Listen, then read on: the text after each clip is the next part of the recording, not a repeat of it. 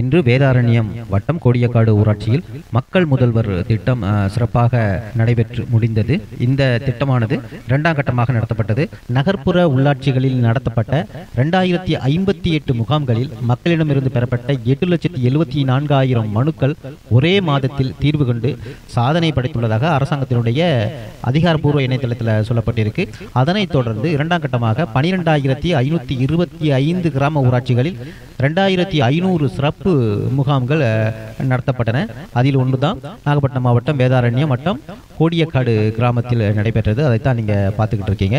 இந்த முகாமில் ஏறத்தாழ ஒரு 1,500 மக்கள் கலந்துக்கிட்டு தங்களுடைய குறைகளை வந்துட்டு மனுக்களாக அளித்தனர். இந்த முகாமில் 13 முக்கிய துறைகள் மூலம் 44 சேவைகள் குறித்த விண்ணப்பங்கள் பெறப்பட்டது. இன்று ஒரு தோராயமாக ஒரு 1,500க்கு மேற்பட்ட விண்ணப்பங்கள் பெறப்பட்டிருக்கிறது.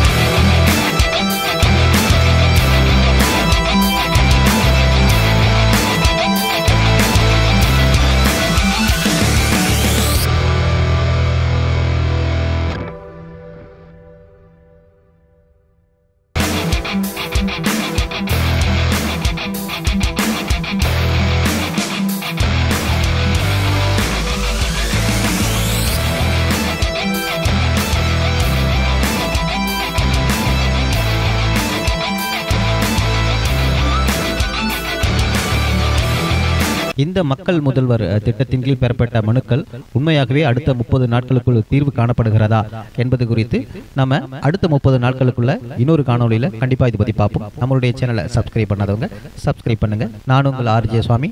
நன்றி.